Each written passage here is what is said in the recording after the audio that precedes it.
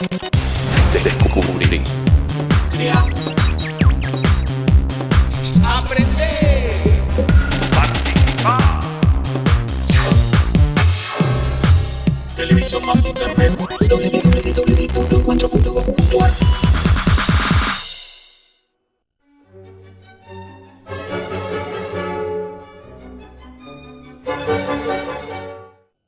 En Latinoamérica hay una historia aún no contada, la historia de las mujeres. ¿Por qué fue silenciada, olvidada o minimizada en los relatos durante siglos? Conocer la experiencia de las mujeres en Latinoamérica no solo permite entender que la desigualdad que aún persiste es fruto de un largo proceso, también es descubrir una rica experiencia histórica. Hoy recorreremos la historia que nunca nos contaron, la de las mujeres en Latinoamérica. Bienvenidos a un nuevo capítulo de Explora América Latina.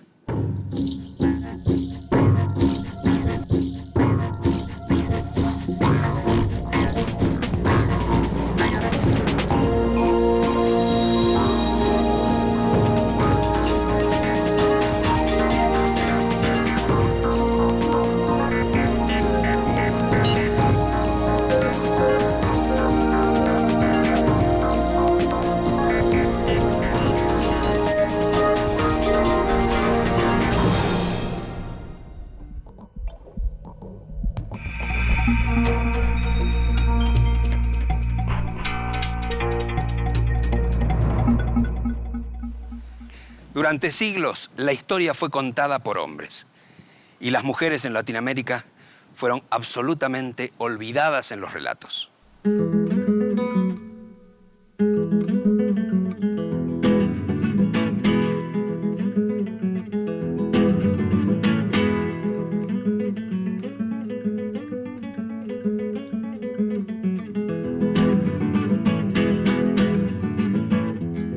Yo no creo que sean conspirativamente malignos los varones escribiendo historia y que por una cuestión de maldad intrínseca de ellos hayan obviado el tema de las mujeres. Yo te diría que hasta natural que haya mirado con mucha más atención las batallas, los reyes, todo lo que hacían los varones y haya tenido como un gesto más descuidado hacia los trabajos que hacían las mujeres. Las mujeres nunca habían sido objeto de la mirada de los historiadores. Y cuando lo eran, se trataba de una reina, se trataba de un amante de algún rey. Yo me imagino que la centralidad, la explicación, estuvo precisamente en todas aquellas cosas que hacían los varones y que quizás lo femenino está, pero siempre lo tenés que como buscar lateralmente, tangencialmente, algún comentario, algo que te diga de que estuvieron mujeres, por ejemplo, en las batallas o en las decisiones. Cuando yo estudié historia en la escuela, las mujeres que aparecían en la historia eran la mamá de Sarmiento y la hija de San Martín. No es que las mujeres no hubieran participado, sino que los historiadores nunca se preocuparon de mirarlas a ellas como sujetos históricos. Me estremecieron mujeres que la historia notó entre laureles y otras desconocidas gigantes que no hay libro que las aguante.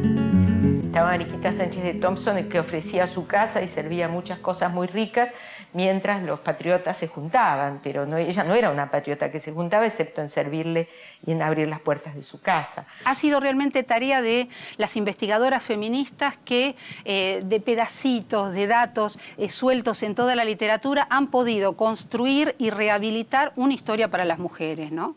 Creo que mirar la historia con todo lo invisible de la historia es muy importante. Poco se sabe de la condición y la participación de la mujer en las sociedades originarias de América. Sin embargo, indicios y datos permiten vislumbrar algunos aspectos de su situación. En los pueblos indígenas nosotros lo poco que podemos llegar a saber está relacionado con que evidentemente las mujeres tuvieron un estatuto más igualitario que los que tenía la cultura europea al momento de la llegada de los españoles. O, por ejemplo, determinadas palabras, como puede ser en algunos grupos indígenas de Venezuela, lo que se sabe es que existe una palabra que indica el clítoris y que lo usaban en las expresiones. Esto quiere decir, bueno, que cuando vos sabés que está el clítoris, evidentemente la relación con tu cuerpo y con tu sexo no fue únicamente reproductiva, sino que hubo una sexualidad que no estuvo teñida con la culpa, con la mancha, o estuvo acusando lo placentero. Con lo cual uno puede hacerse una idea de que el desarrollo de una sexualidad distinta también a las mujeres les debe haber dado un protagonismo diferente en sus sociedades. Se sabe, por ejemplo, que había mujeres que podían llegar a ser cacicas, o que sus votos determinaban en qué se gastaba o no determinados recursos en sus comunidades, y que esto realmente era importante. De las primeras crónicas de la conquista, frases o pequeños comentarios sirven para reflejar costumbres y aspectos de la sexualidad en los pueblos originarios, y también sobre la imposición de valores por parte de los europeos. No aparece como un valor la virginidad, porque no aparece la institución matrimonial, ni aparecen las instituciones que tenemos. La virginidad viene asociada claramente a una moral clarísimamente occidental. Ya sea españoles o portugueses que venían con una religión tan patriarcal, tan machista, de repente se encuentran con que hay varones que quieren mujeres con experiencia, que la virginidad no era un valor como podía ser dentro del territorio europeo, sino que, por ejemplo, se valorizaban otras cosas, la verdad. Por ejemplo, en algunos de los matrimonios era muy importante que los padres, en el momento en que se hacía esa boda, dijeran si la chica era o no era virgen, por ejemplo. Entonces, había sanción con respecto a si se decía o no se decía la verdad, pero no al hecho en sí o no de la virginidad. Se sabe o se describen casos de violación en donde el violador va a ser condenado a ser esclavo de los padres de la chica que fue violada. Es decir, hay una serie de situaciones donde vos decís, bueno, hay una reserva igualitaria en los pueblos originarios que tenían las mujeres que no fue la que lamentablemente primó en todas las situaciones que se han ido combinando con la colonia. Un mito muy importante a desmistificar es el machismo. O sea, el machismo no es, por lo menos en el pueblo mapuche, no ha sido inherente a la construcción cultural de nuestro pueblo. Es algo que vino como producto de la colonización. Y de hecho hubieron grandes mujeres mapuches que se destacaron, que gestionaron tierras, que pelearon, que se pusieron al frente de su comunidad para reafirmar su derecho. Antes de la llegada de los europeos, cambios políticos, económicos y de organización en las sociedades de los pueblos originarios hicieron que la mujer comenzara a perder terreno público y protagonismo en las decisiones. Sí queda un espacio muy importante, y esto sí me parece que es algo para destacar, en cuanto a todo lo que significaba la religión, la medicina. Es decir, las mujeres ahí tuvieron una reserva de liderazgo que perduraba. Es decir, a la llegada de los españoles todavía las diosas madres latinoamericanas tienen un lugar importantísimo en la vida cotidiana de los distintos pueblos americanos. La figura de Malinche fue representada por los grandes muralistas como José Clemente Orozco o Diego Rivera en el mural que refleja la historia de México en el Palacio Nacional. Para mí es una mujer que la han entendido mal. Esta señora, porque vamos a hablar de señora, era esclava, había sido manipulada por un lado y por el otro, antes que viniera Cortés. Cortés la trató muy mal, pero Cortés sin Malinche o Malintzin no hay conquista. Esa conquista pasó por Malintzin. Malinche, hija del líder de una tribu dominada por los aztecas, había sido elegida por su padre para sucederlo, pero tras la muerte de este, su madre la vendió como esclava y en Tabasco fue entregada a Hernán Cortés. Adorada por su pueblo en su juventud, Malinche sería luego odiada y vista bajo el rótulo de la traidora. Malinci o Malinche, la mujer cuyo rol en la historia no deja de discutirse y revisarse. Que me den a mí una explicación que diga que tiene que estar con sus hermanos de raza cuando los hermanos de raza la han declarado esclava. No es una cuestión de reivindicación, es tomar en cuenta los personajes que nunca se han tomado en cuenta en los procesos históricos. Eso sí, a una mirada de la conquista en la cual se aparece esta mujer como un agente poderoso que tiene que ver en la relación que se establece entre Moctezuma y Cortés, sí. Y que tiene que ver con la caída de Tenochtitlán, no hay duda ninguna.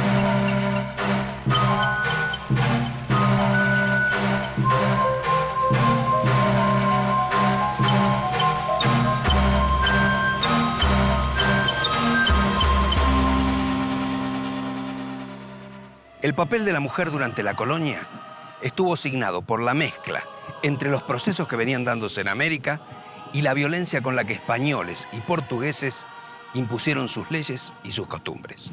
El patriarcado se consolidó en las sociedades blanca y mestiza y siguió ganando terreno entre los grupos indígenas. También se extendieron toda una serie de valores. Y que obviamente el papel de la Iglesia Católica aquí es central y fundamental, de la misma manera que en la colonia van a ser valores fundamentales los casamientos y los enlaces que efectivamente no signifiquen máculas en las misturas de la sangre. Los peninsulares van a venir y van a contraer matrimonio con una mujer blanca, sí, va a ser un matrimonio monógamo. La estirpe o el linaje que tenga que ver con esa unión va a ser la que va a heredar, la que va a tener acceso a todos los privilegios. Pero en la vida práctica las cosas se pasaban de otra manera. Es decir, había, primero porque los conquistadores y luego los colonizadores avanzaron sexualmente sobre las mujeres. El abuso o cobrarte determinados favores hacia las mujeres indias era una cosa que la hacían los encomenderos, que incluso durante mucho tiempo parte del clero que vino al territorio americano se amancebaba con las indígenas. Primero, porque hubo toda una discusión en la iglesia de si eran seres humanos o no los indios. Entonces se amancebaron, ¿no es cierto?, con un montón de indias, que a su vez ellas venían de una tradición donde no estaban mal los vínculos sexuales. Y por otra parte, a pesar de lo que se buscaba con el mantenimiento de las líneas de sangre, etcétera, etcétera, no dejó de haber una cantidad enorme de excepciones. Muchas indias, por ejemplo, van a buscar a los blancos para tener hijos porque eso quizás las hacía zafar de pagar un impuesto o menos tributación de la que se le pedía por ser india. La nueva raza, digámoslo así, criolla, viene del vientre de las mujeres aborígenes, porque se hizo entre el hombre blanco y la mujer aborigen, no al revés. No, entre la mujer blanca y el hombre aborigen. Y bueno, en algunos países, como es el caso de México, las pruebas están ahí, ¿no? El mestizaje es, yo diría, la nueva realidad que afloró claramente desde el siglo XIX en adelante, fue clarísimo.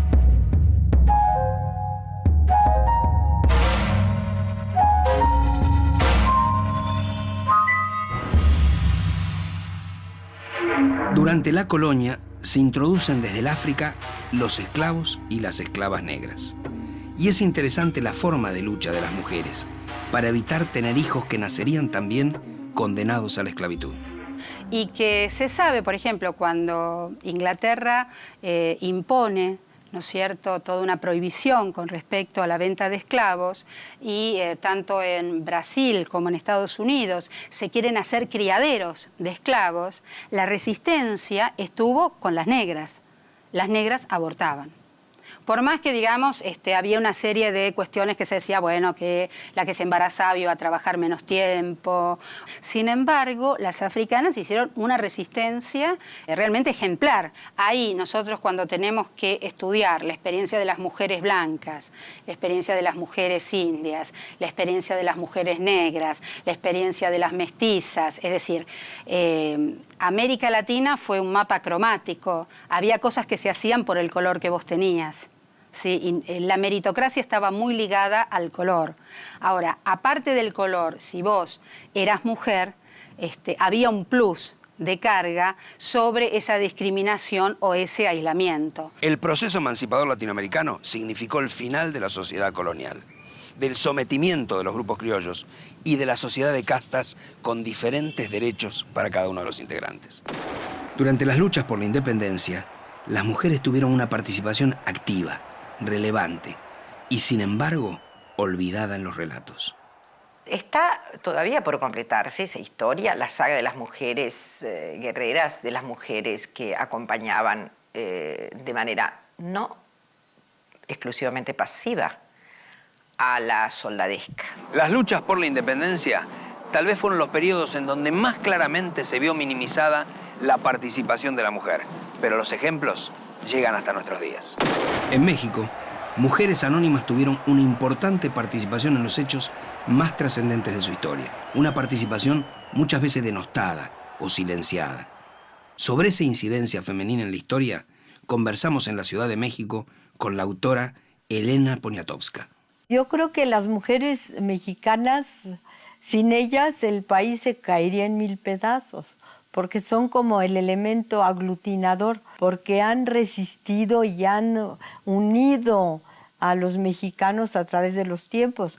Primero las mujeres fueron soldaderas durante la Revolución Mexicana y eran muy denigradas. Se les consideraba colchón de tripas, es decir, acompañaban al soldado, tenían al hijo del soldado en la trinchera y hacían la comida, iban de avanzada a prepararlo todo, a robarse las gallinas, a hacer el caldo, y eran muy mal vistas, eran casi consideradas prostitutas, las que persiguen a los soldados, ¿no? Pero en realidad yo creo que sin ellas no hay Revolución Mexicana. Si Adelita se fuera con otro, la seguiría por tierra y por mar. Si por mar en un buque de guerra, si por tierra en un tren militar. Todas aquellas mujeres que acompañaban a los ejércitos, que lavaban la ropa de los militares, que incluso llevaban los hijos que esos militares tenían con ellas, que también hacían tareas de espionaje, que también iban a visitar, daban falsas informaciones, que dejaron la vida en todas esas tareas, por ejemplo, no fueron recuperadas. Nuestra idea es que esos conjuntos no visibles en la historia tengan su lugar y merezcan un grado yo diría, de experiencia como la que tuvieron, una experiencia en la historia como la que tuvieron en vida. Es decir, la historia tradicional lo que ha podido recuperar son mujeres excepcionales que le han servido para justificar la ausencia de las mujeres. Es decir, mujeres que en el mejor de los casos lo que han hecho es estar en el mundo como un varón más. En muchas circunstancias yo comprobé lo valientes que eran las mujeres en el movimiento estudiantil en 1968, aunque nunca se les dio ningún crédito. Y luego lo valientes que fueron durante el terremoto, aunque tampoco se les dio ningún crédito. Entonces hay mujeres así populares que son extraordinarias, al lado de las mujeres históricas que tenemos nosotros, entre quienes naturalmente está Frida Kahlo, ¿no?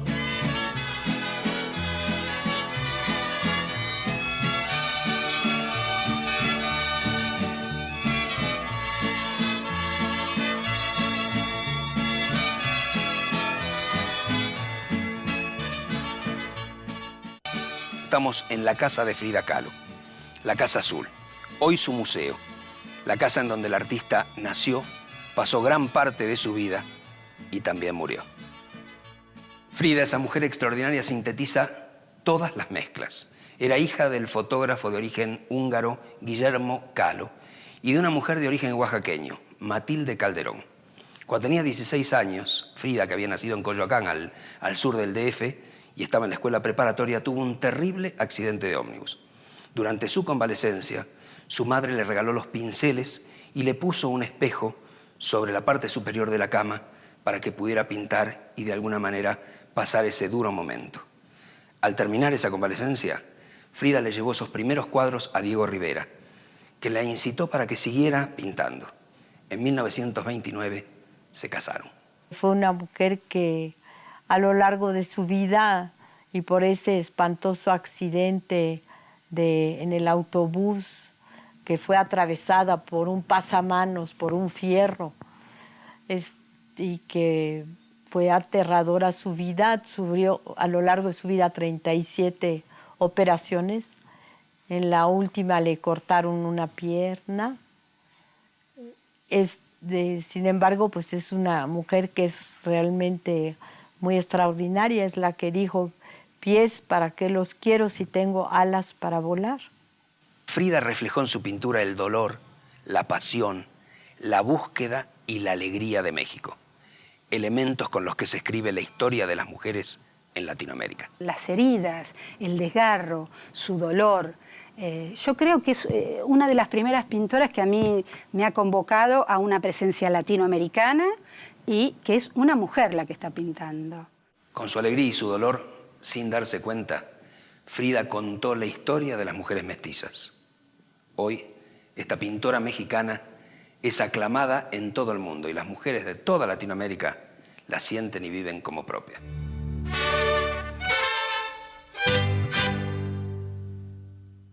Las mujeres equiparadas a los menores o a las personas que no pueden valerse por sí mismas.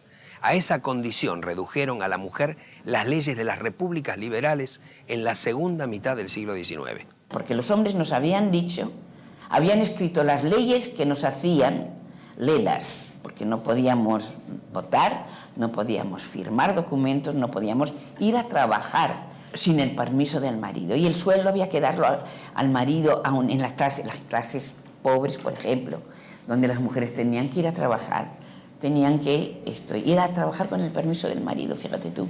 Nos cuesta entender que la realidad latinoamericana, cuando nosotros pensamos en sus mujeres, tenemos que pensar mujeres que estaban prácticamente peleando con los indios, con los peones, con las que las dejaban sus maridos, mujeres que estaban siempre con un rifle, mujeres realmente aguerridas y temibles, e incluso las que ya están entrando en la formación de los procesos de estados nacionales, por ejemplo, Mariquita Sánchez de Thompson, uno cuando ve las discusiones que tuvo con Sarmiento, uno realmente se sorprende porque dice, bueno, pero estas mujeres tenían un carácter, eran bravísimas. Yo a veces pido lo que debe haber significado para estas mujeres, con esta fuerza, un Estado que prácticamente las somete y las deja como si fueran discapacitadas, en el sentido de que siempre van a tener que tener un varón al lado para hacer cualquier cosa. En el primer cuarto del siglo XX, la mujer comenzó a obtener los primeros logros de sus derechos políticos. Parte de esa historia comenzó a escribirla una ecuatoriana, Matilde Hidalgo. Cuando en su país la mujer solo podía cursar la escuela primaria, consiguió ser admitida en un colegio secundario. Luego se convierte en la primera médica de Ecuador y, teniendo en cuenta que la Constitución no prohibía el voto femenino, intenta empadronarse.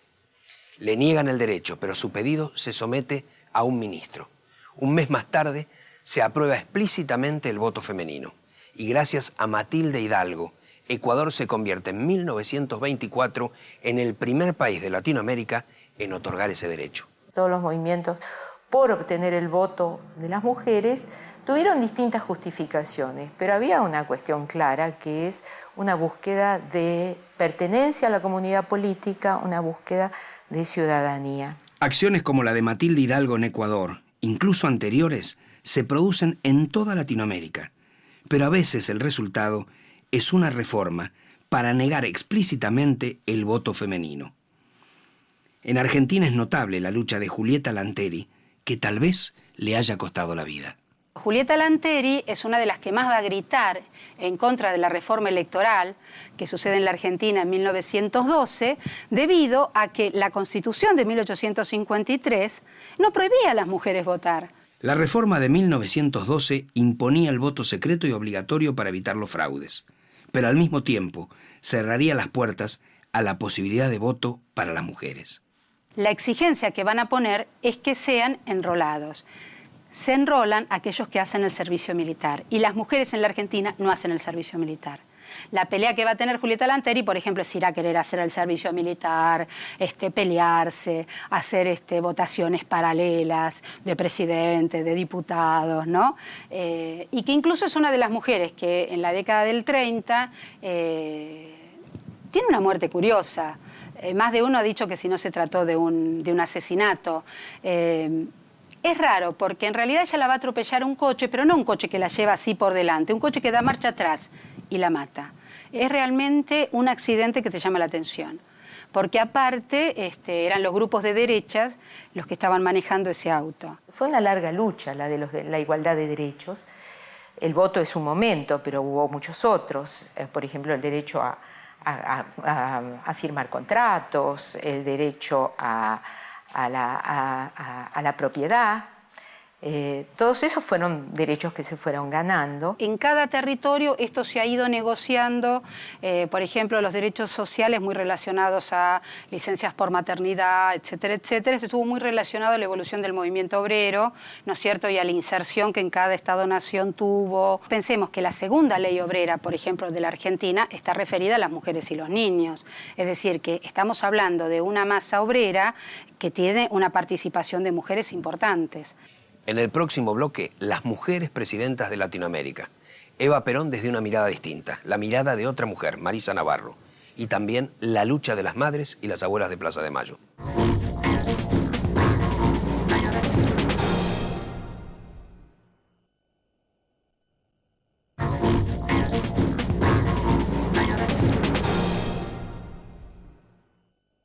Asociada a la política, es la mujer latinoamericana más reconocida en el mundo, aunque curiosamente nunca desempeñó un cargo público. Eva Duarte, Eva Perón, Evita. Lo que sí es muy importante lo que ha hecho ella es que ella legitimó la participación de las mujeres en la política a través de un partido político. Se deben haber dado cuenta los dos, y ella seguramente en algún momento, que al incorporar a las mujeres al proceso político ampliaba la base de votantes de Perón, doblaba la base de votantes de Perón. Y ella organizó, por lo tanto, un partido que le respondiera fielmente y que estuviera dispuesto a hacer todo lo que había que hacer en las próximas elecciones. Mujeres de mi patria, recibo en este instante de manos del gobierno de la nación la ley que consagra nuestros derechos cívicos. Y consiguió absolutamente lo que quería, porque las mujeres votaron por más cantidad que los hombres por Perón. La organización, la Fundación Evita, presentarse y pedirle colchones o ir a la fábrica de Mumú y pedir caramelos o hacer... Esas cosas las pudo hacer Eva. Es decir, tiene una práctica que realmente habilitó un poder en las mujeres que hasta ese momento en la Argentina no se había visto en la mujer de un presidente. Ella verdaderamente fue la que dijo, no, tiene que haber mujeres en el Parlamento, cosa que no hay en ningún otro país, como las hubo en la Argentina en 1952, 53, 54, hasta el 55, hay más mujeres en el Parlamento argentino que en ningún otro parlamento. Y ella hizo no solamente participar, elegir, sino también ser elegida. Eso es de una modernidad impresionante para nosotras. El hecho es que eso la hace feminista de ninguna manera. Porque si bien les cambió la vida políticamente, ella no pensó en cuáles eran los problemas verdaderos de las mujeres. Ella era peronista y no la sacas de ahí. Ella lo que veía era lo que podía contribuir a la reelección de Perón. Ahora, es cierto que el discurso de Eva Perón es un discurso muy conservador, todo es en nombre del general, todo se lo debe al general, y que eso a determinadas pensadoras feministas en la Argentina siempre les hace un ruido que no se lo perdonan. Yo creo que la figura de Eva fue lo suficientemente inteligente como para darse cuenta hasta qué punto una sociedad está preparada para escuchar una cosa y no otra, y que precisamente diciendo lo que los demás querían escuchar, ella pudo hacer todo lo que los demás no querían que ella hiciera.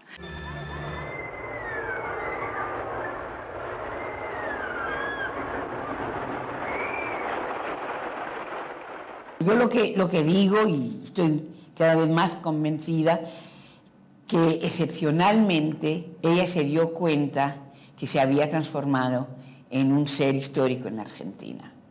Y ella toma conciencia de su propia identidad como una líder política, como esposa antes que nada, esposa del general y líder de los descamisados y líder de las mujeres argentinas, lo cual la transformaba en un ser absolutamente excepcional, fuera de serie en el mundo entero.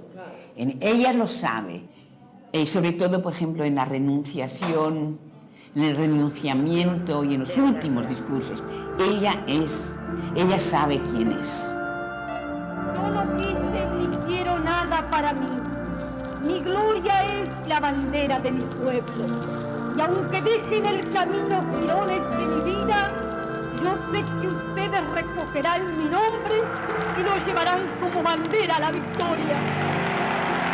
Y le duele morirse, le duele profundamente morirse, pero sabe lo que ha hecho, y entonces tiene un orgullo y aumenta su amor por Perón porque se lo reconoce a él. Es muy bonito verdaderamente.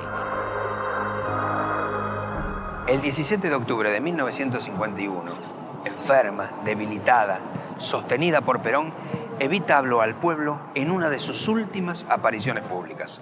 Fue en esta plaza, la misma que 25 años después sería escenario de la lucha de otras mujeres, las madres y las abuelas de Plaza de Mayo, buscando a sus hijos secuestrados durante la dictadura o a sus nietos, muchos nacidos durante el cautiverio de sus madres. Gustavo se lo llevan el 15 de abril y después del 30, después cuando empieza Mayo, me entero por un cuñado que en la Plaza de Mayo se habían empezado a reunir unas madres que también buscaban a sus hijos.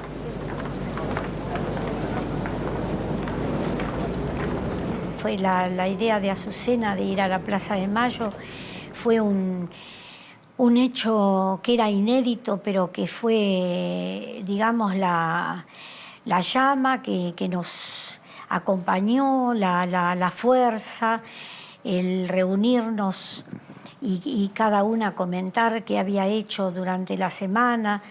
La idea de Azucena Villaflor de Vincenti, en realidad, era de entrar a la Casa de Gobierno, todas juntas, a exigir que nos dijeran qué había pasado con nuestros hijos. Nosotros solamente queremos saber dónde están nuestros hijos, vivos o muertos. Angustia porque no sabemos si están enfermos, si tienen frío, si tienen hambre, no sabemos nada. Y desesperación, Señor, porque ya no sabemos a quién recurrir. Consulados, embajadas, ministerios, iglesias, todas partes se nos han cerrado, todas partes se nos han cerrado las puertas. Por eso les rogamos a ustedes, son nuestra última esperanza. Por favor, ayúdennos, por favor. Teníamos una esperanza, por muchos años, una esperanza muy grande de que en algún lado estaban y que los iban a liberar. Con inocencia pensábamos eso, y cuando nacía el nietito, viendo la fecha, preparándolo a jugar, lo esperábamos. Nunca llegó ni respuesta ni nieto. Estamos así. Mi hija estaba embarazada de 5 meses cuando se la llevaron. Mi nieto tiene que haber nacido en agosto del año pasado. Hasta ahora no he podido saber nada de él. De ser muchas, la mayoría, amas de casa, que no estábamos acostumbradas a estar a la madrugada por las calles, de salir de la mañana a la noche, dejar la casa, dejar todo. Yo personalmente era directora de una escuela primaria. Me jubilé para buscar a mi hija y criar a mi nieto. A mí me entregaron una hija muerta y el nieto nunca.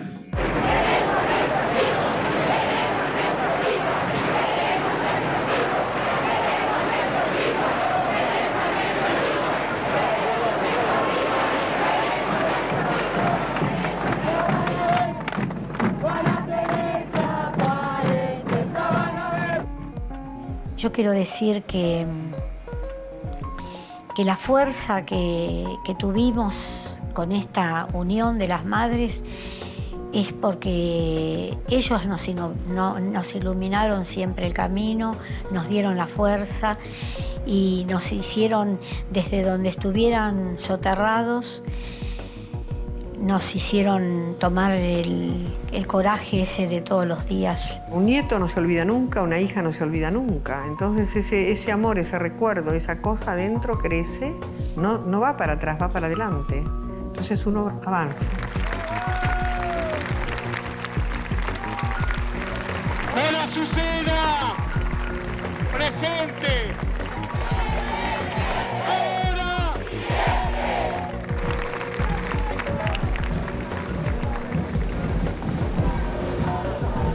Conquistas legales, derechos civiles, sociales.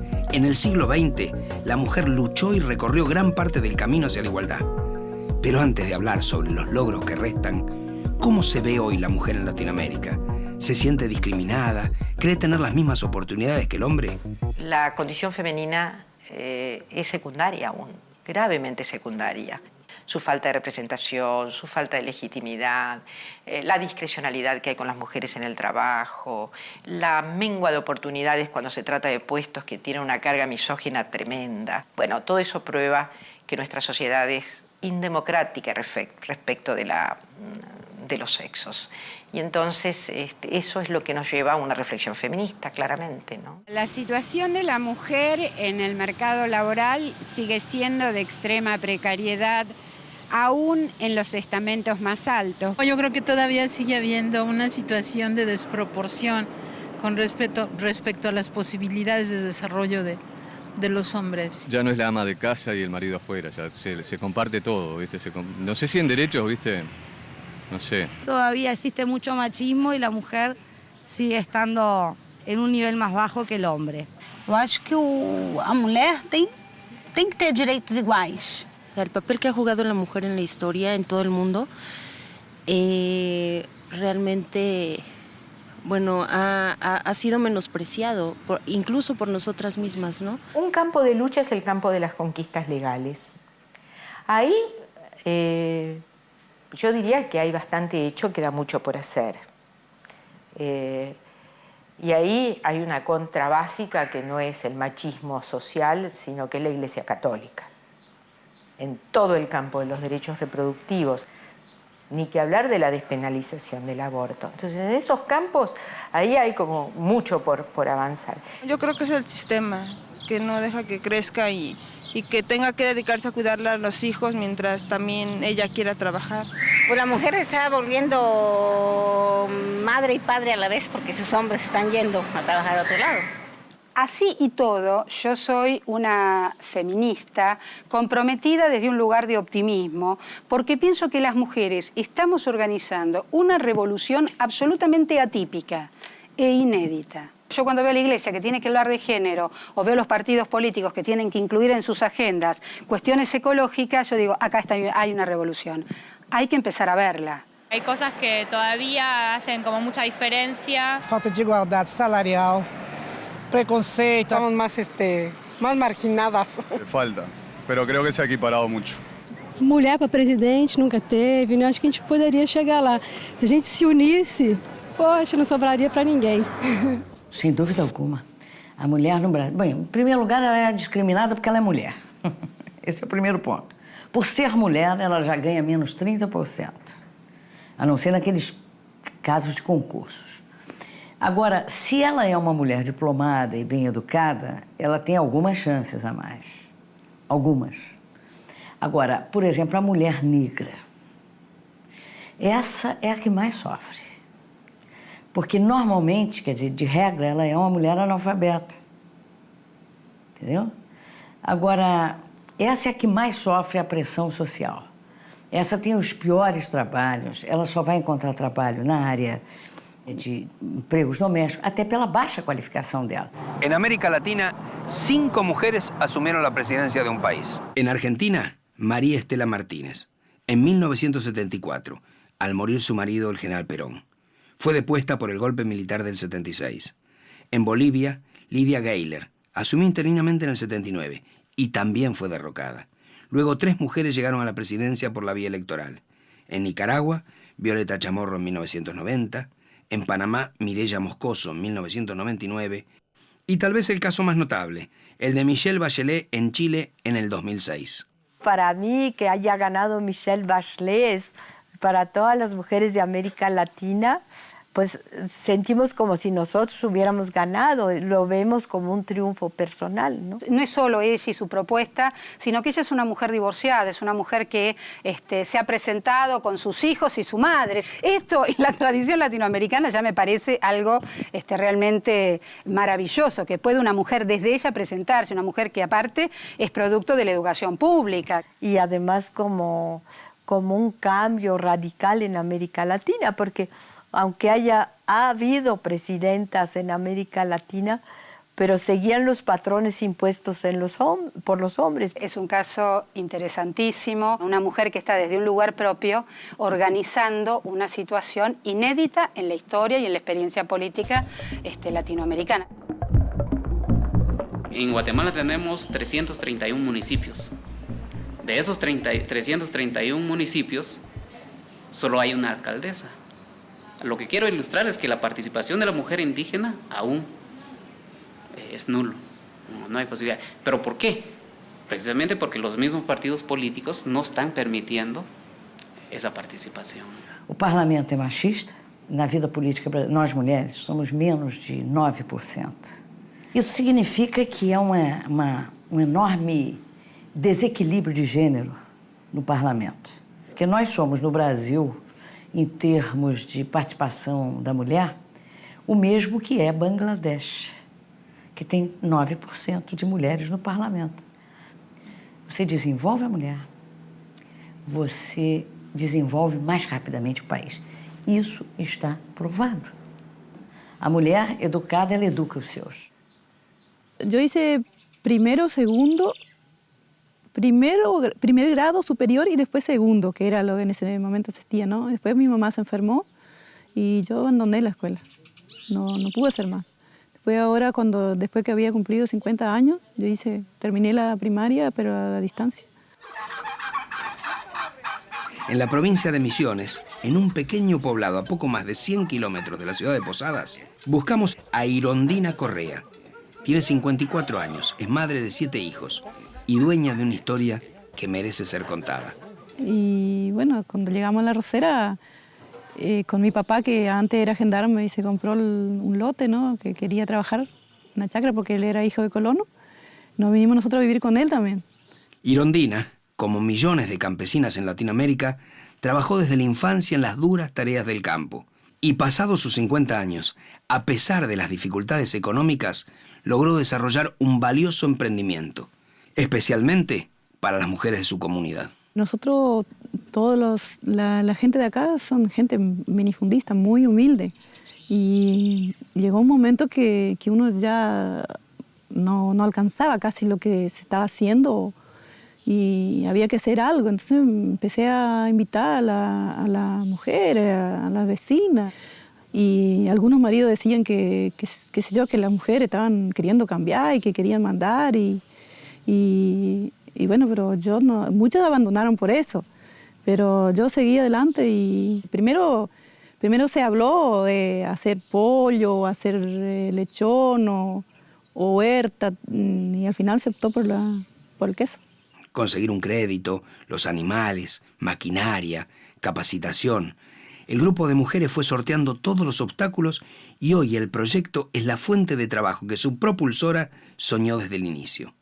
Una iniciativa que terminó incluyendo a los hombres que la habían resistido al comienzo. Y empezaron a engancharse en la capacitación, ya tanto los hombres como los hijos, y interesarse por el proyecto. Y hoy los hombres casi participan parejo, o sea, todos, la familia. La familia entera se capacitó porque hasta los hijos todos saben hacer queso y saben ordeñar y saben hacer una pastura, todo. O sea, hay un montón de cosas que se aprendió. Lo que nos sirvió es que aprender a vivir en una comunidad, o sea, trabajar juntos, que juntos se puede, que solo no se puede y que juntos es mucho mejor. Eso nos cambió mucho y nos hizo, o sea, realmente querer uno al otro en el grupo.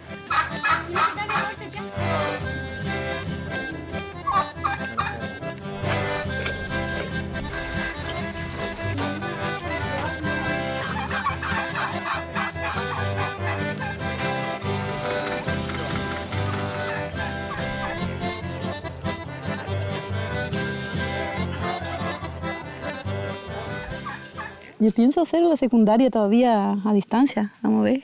Si Dios me ayuda, quiero hacer.